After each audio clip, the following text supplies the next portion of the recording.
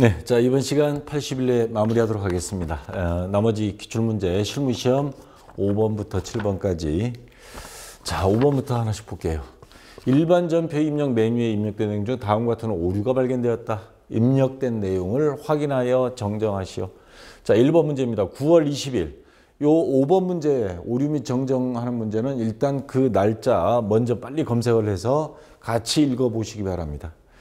자, 9월 20일 현금 지출한 30만 원. 여기 보면 출금 전표로 해서 30만 원 나간 걸로. 대변에는 그냥 현금이나 글자만 있죠. 출금 전표니까 대변은 자동으로 현금이 있는 걸로 가정을 하고 차변에 30만 원은 통신비로 나간 걸로 되어 있습니다. 자, 영업부서 통신비가 아니다 이거죠. 그래서 영업부서의 뭐냐 알고 봤더니 인쇄비인 것으로 판명되었다. 이거 개정 과목 뭘로 하죠? 직원들 왜 명함해 준다거나 사무실에 필요한 여러 가지 인쇄물들 또는 책 같은 거 구입했을 때, 자 그런 경우 도서 인쇄비입니다. 우리 회원분들 중에서도 아마 직원들 교육용으로 이 책을 구매해서 영수증 드린 경우도 있는데 그런 경우에 두 가지를 쓸 수 있습니다. 교육훈련비로 잡아도 되고요. 도서 인쇄비. 도서 인쇄비가 조금 더 가깝습니다. 그쪽으로 회계 처리해야 되는 경우들이 있습니다. 자, 그러면 요거를 그대로 통신비를 도서 인쇄비로 바꿔도 되고요. 아니면 차변 대변해서 따로따로 해도 되고. 자, 굳이 뭐 차변 대변하면서 시간 낭비할 필요는 없겠죠. 그냥 통신비를 뭘로만 826번 도서 인쇄비로만 개정 과목 하나만 바꿔주면 제일 빠르고 정확하게 처리가 되겠습니다. 자, 이렇게 수정해 주시면 되고요. 자, 그 다음 2번 문제입니다. 11월 1일 수진상회로부터 상품을 매입하고, 자, 여기 보면 11월 1일 조회했더니 차변의 상품 450, 그리고 보통예금에서 지급하였다. 103번 450 이렇게 이미 분계가 돼 있었는데 해당 상품 매입에 대한 회계 처리 시 매입 계약에 따라 선지급했던 선급금이죠. 계약금 50만 원을 빼먹었어요. 그러면 지금 상품 450만 원 외에 50만 원이 더 있었다는 소리입니다. 그러면 이게 500만 원으로 수정이 돼야 되겠죠. 계약금 준 것까지 포함해서. 지금 이 450은 나머지 잔금을 준 겁니다. 잔금 외에 계약금까지 더해서 500만 원. 보통예금은 뭐 변동될 거 없죠. 대신에 대변에 뭐가 들어가야 되겠어요? 계약금, 선급금 이거 없어져야 되겠죠. 그것까지 대변에 같이 기록이 돼야 됩니다. 자, 그래서 차변에 상품 개정 과목은 그대로 가고 금액을 500만 원으로 50만 원 추가해 주고요. 대변의 보통예금은 그대로 두고, 자 밑에 선급금. 원래 이 계약금 지불했을 때 분계 어떻게 됐을까요? 차변에 선급금, 대변에 현금. 아니 뭐 보통예금 이렇게 했었겠죠. 자, 차변에 있던 선급금이 없어져서 대변으로 오는 겁니다.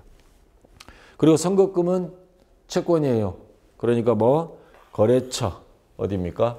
수진상회 510번 검색해서 엔터 치고요. 그리고 50만 원 이렇게 해주면 되겠습니다. 자, 그러면 됐고요. 이제 6번 문제.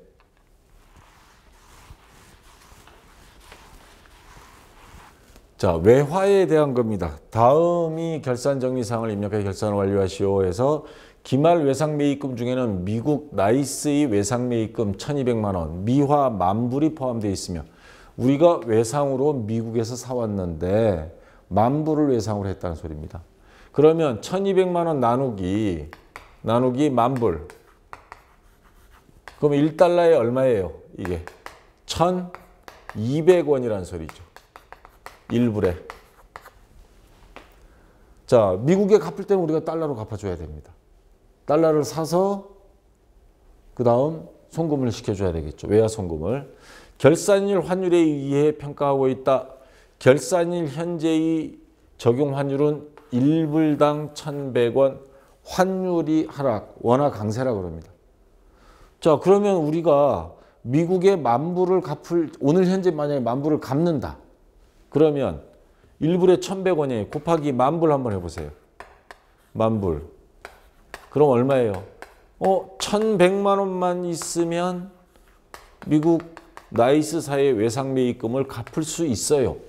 근데 지금 현재 우리 장부에는 1,200만 원으로 외상매입금이 기록되어 있거든요. 물론 외화 외상매입금이라고 쓰는 회사도 있고, 그럼 갚아야 될 돈이 가만히 앉은 자리에서 환율이 100원 하락하면서 얼마예요? 1,200에서 1,100, 100만 원이 줄어들었습니다. 자, 요거는 외화 환산이익이죠. 외환 차익하고 헷갈리면 안 됩니다.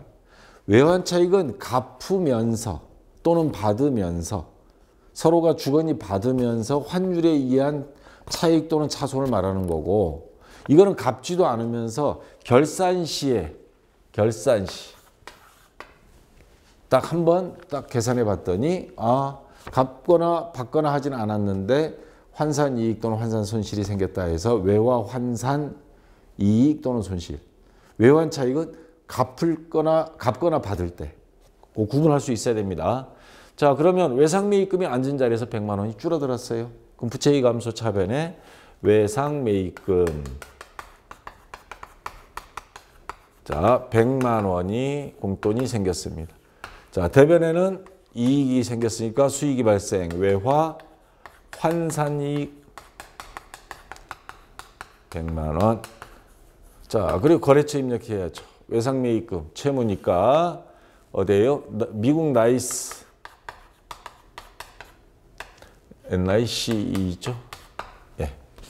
이렇게 해서 입력을 하면, 자, 차변에 외상매입금, 자, 미국 검색해서 없으면 N자 하나만 치면 나타날 거예요. 자, 나이스 100만 원. 그리고 대변에 910번 외화 환산이익 100만 원. 이렇게 입력해 주면 되겠습니다. 자, 그다음 자, 현금과부족에 대한 건데, 요 현금과부족에서 함정에 빠지지 말아야 될 것 중에 하나가, 현금과부족이라는 용어는 평상시 결산일이 아닐 때 적는 겁니다. 지금 근데 결산일이에요. 결산일 현재 현금 실제액보다 현금 장부잔액이 8만 5천 원 많은 것으로 확인되며 원인은 밝혀지지 않았다. 지금 이게 평상시에 발견돼서 결산시까지도 원인이 밝혀지지 않은 게 아니고 결산일 돼서야 장부가 안 맞는 거를 발견한 겁니다. 현금과부족은 임시계정이에요. 그 안 맞는 원인을 찾기 위한 임시계정이고, 결산 시에는 현금과부족 계정을 쓰면 안 됩니다. 자, 그러면 어느 게 많다는 거예요? 실제와 장부를 비교해서 잔액이 더 많은 것으로, 실제보다 현금 장부 잔액이 8만 5천 원 많은 것으로 확인되었다 그랬습니다. 그러면 자, 실제가 적어요. 장부는 많고. 그러면 이건 뭔 소리예요? 이거 두 개를 맞추려면 장부에서 줄여줘야 됩니다. 8만 5천 원을. 장부에서 줄여준다는 거는 어느 쪽에 적는다는 거예요?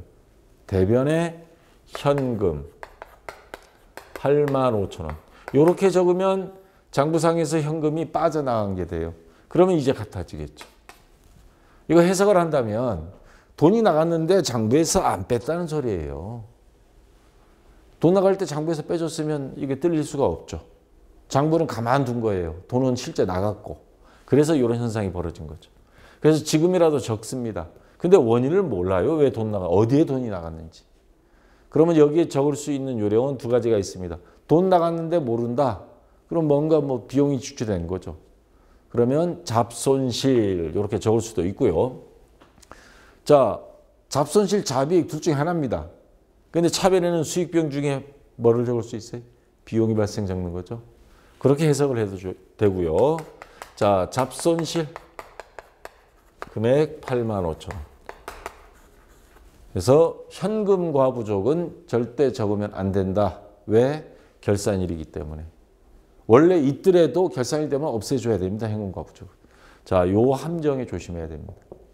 요 80일내가 어렵지는 않으면서 교묘하게 수험생들 골탕 먹이는 문제들이 좀 많습니다. 자, 그래서 차변에 980번 잡손실 8만 5천 원, 대변에 101번 현금 8만 5천 원 이렇게 입력해 주면 되겠습니다. 자, 3번 문제. 자, 수익 비용 이연 및 예상 문제 나왔습니다. 11월 2일 지급 시 전액 비용 처리한 보험료. 그러면 요거 분계 보험료 됐었겠죠? 언제? 11월 2일 날.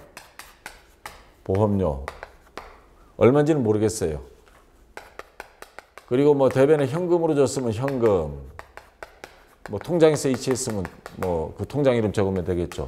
자, 이렇게 했던 건데 단기 기간 미경과분은 20만 원이다. 이게 무슨 말이냐 하면 이 보험료 이미 지출한 것 중에서 만약에 뭐 50만 원이라 가정을 뭐 얼마 50만 원 이상 그러면 또 이상할 건가?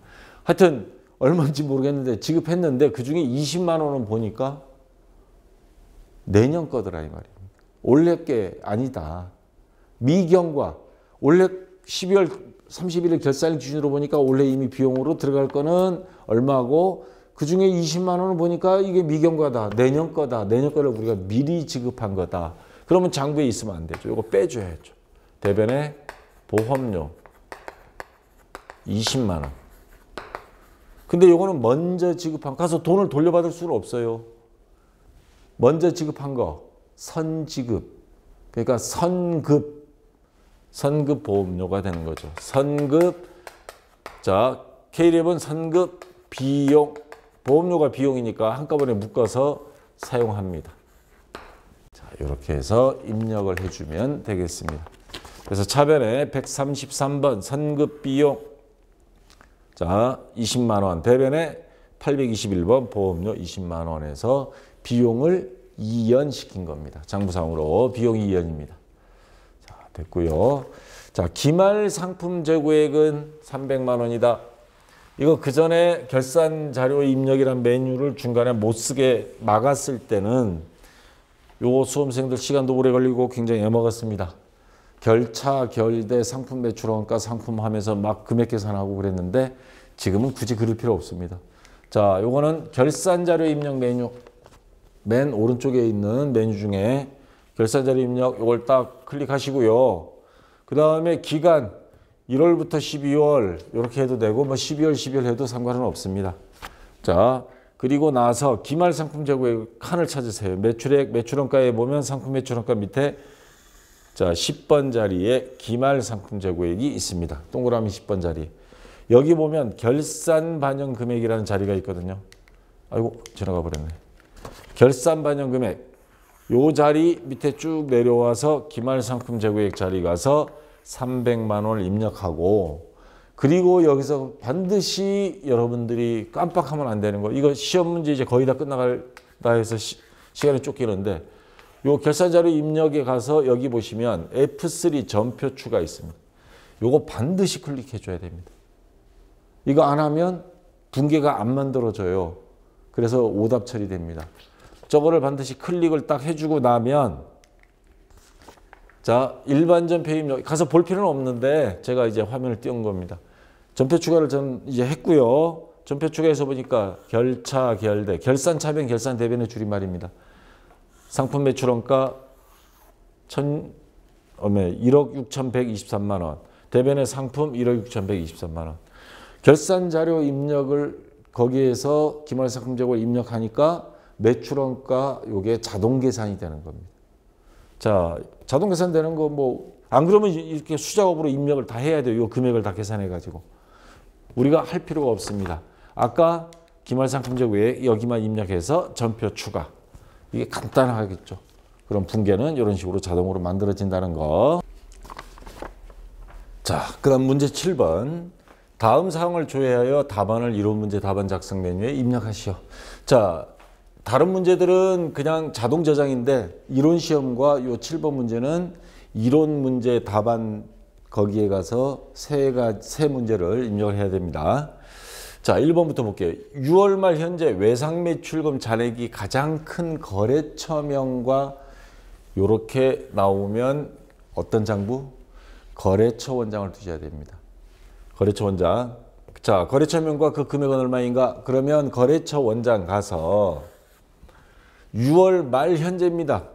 그러면 6월 30일부터 6월 30일. 자, 이렇게 하시고요. 자, 그 다음에 자, 개정 과목은 외상매출금에 대한 겁니다. 외상매출금 108번.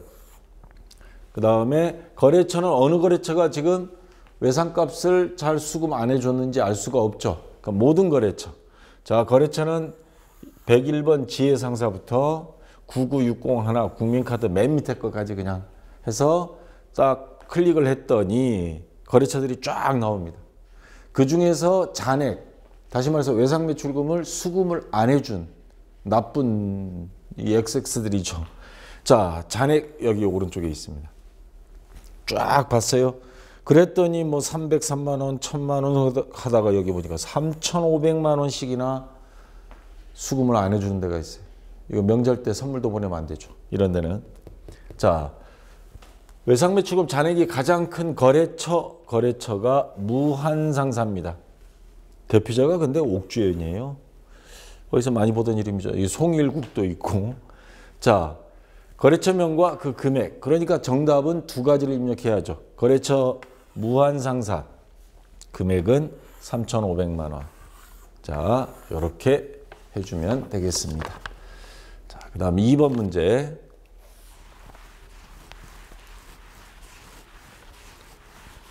5월이 보통예금 출금액은 총 얼마인가? 자, 이럴 땐 어떤 장부를 뒤져야 되나? 자, 힌트가 있습니다. 우선 보통예금 계정 과목이 나왔어요. 계정 과목을 가지고 우리가 조회할 수 있는 장부는 두 개가 있습니다.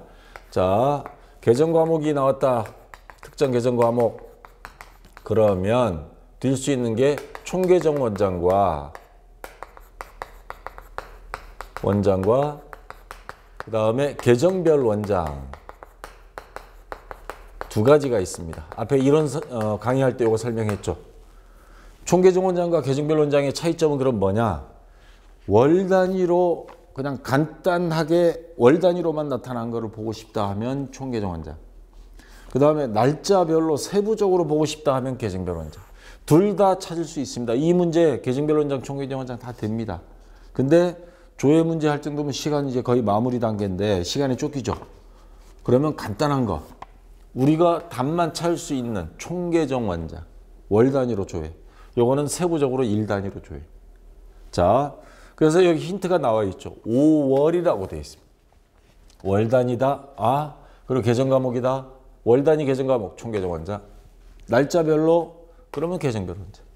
자, 총계정 원장을 일단 클릭하신 다음에 5월입니다. 5월이면 5월 1일부터 5월 31일까지 한 달. 그리고 보통예금입니다. 계정 과목은 103번 보통예금에서 보통예금. 그래서 엔터 치면 계정 과목 보통예금이고, 자, 2018년 5월입니다. 출금액은 보통예금 출금액은 차변에 기록하나요? 대변 기록하나요? 보통예금 통장에 돈이 들어왔다면 차변에 보통예금이고, 보통예금 통장에서 송금해줬다 하면 대변이죠. 자산이 감소. 그래서 대변, 보통예금 대변 얼마? 487만 5천 원. 요 금액을 입력해주면 정답 되겠습니다. 자, 그 다음 3번 문제. 자, 출제위원들이 조금 함정을 파서 미안한지 조회 문제는 좀 쉽게 냈습니다. 3번 문제도 똑같아요. 월 단위입니다. 1월. 그리고 계정 과목, 외상 메이크. 그러면 어느 장부? 총계정 원장이죠. 아까처럼 똑같이 총계정 원장. 기간은 1월입니다. 1월 1일부터 1월 31일, 1월 한 달. 그리고 계정 과목은 외상 매입금 251번, 251번. 엔터 치면 계정 과목 251번에 자, 외상 매입금 지급액입니다. 외상값을 갚았다 이 말이에요. 그럼 외상 매입금이랑 부채의 감소 어느 쪽에 기록하죠? 차변.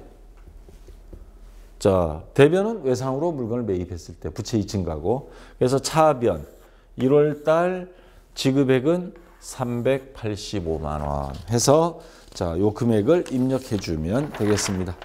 자, 이래서 다 됐습니다. 조회 문제. 자, 전부 다 처리했고요.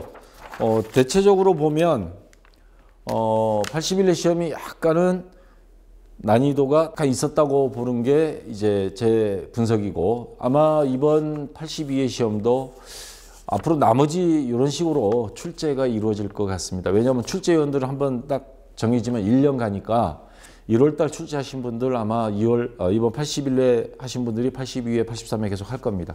요 80일내 같은 문제 여러분들이 다시 한번 확인해서 잘 하시고, 이번 82회 시험 전부 다 우리 카페 회원님들 합격해서 합격 수기 한번 기대해 보겠습니다. 자, 화이팅 하시고요. 자, 수고했습니다.